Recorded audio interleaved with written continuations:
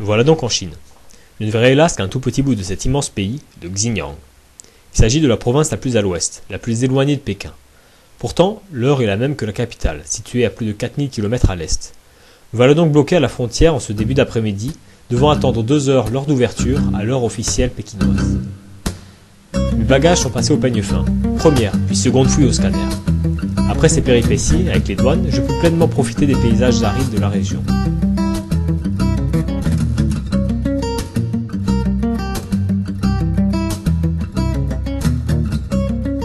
Ici, la majorité ethnique est ouïghour, un peuple turcophone avec qui je peux poursuivre mes rudiments linguistiques turcs. En 2 jours, j'arrive rapidement à Kashgar, aidé il est vrai par un camion, puis par une jeep, alors que l'orage s'abattait.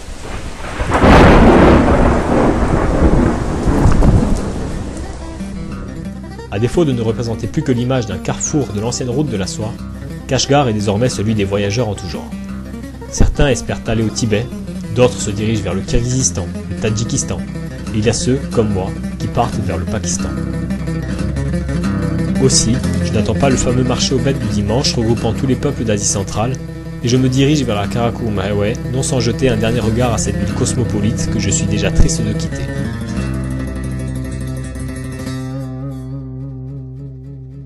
Oui, cette ville constitue un véritable enchantement. De la nouvelle ville Han, grouillante de véhicules en tout genre, qui prend de plus en plus d'importance, on passe en quelques centaines de mètres au bazar, puis dans des anciennes ruelles étroites et silencieuses de pierres du désert, desquelles jaillit parfois des enfants, ou une femme ouïghour parée d'un voile noir magnifique brodé de motifs de fleurs. J'y retournerai, et je m'en fais la promesse.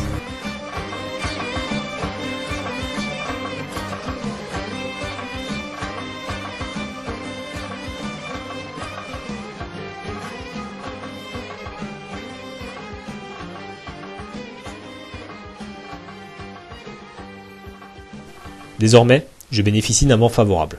Je m'accroche souvent à toutes sortes de véhicules motorisés, ce qui me permet de jeter plus attentivement un œil à la vie rurale ouïghour. En une journée, me voilà au lac de Karakul, 2000 mètres plus haut, 200 km plus loin, en plein sur la Kakash. Salut, alors je suis en Chine, sur la Karakorum Highway. C'est une route que je rêvais de faire depuis 4 ans déjà, et voilà, je réalise mon rêve. Alors le temps change très vite, là c'est nuageux, puis il y a quelques éclaircies. Tout à l'heure, devant cette montagne, il y a un lac qui s'appelle le lac de Karakol, à plus de 3000 mètres d'altitude, où se reflétait cette montagne à plus de 7000. C'était exceptionnel. C'est pour l'instant la plus belle route que j'ai jamais fait dans toute ma vie.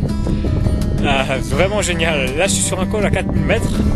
Je ne l'ai pas tellement senti puisque je suis parti à 3500 mètres d'altitude. Donc, il n'y a que 500 mètres de dénivelé, c'était pas énorme.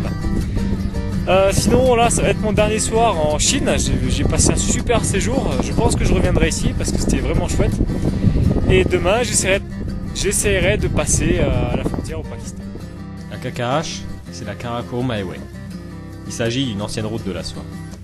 Aujourd'hui, son intérêt est plus stratégique qu'économique. Elle a été construite dans les années 70, peu après la guerre indo-pakistanaise, permettant au Pakistan d'avoir une frontière commune avec la Chine. En tous les cas, j'en rêvais depuis quelques années. Passé les yourtes kirghizes des Tadjiks, autre minorité composant le territoire, j'arrive rapidement à la frontière sino-pakistanaise. Là, le vélo y est proscrit.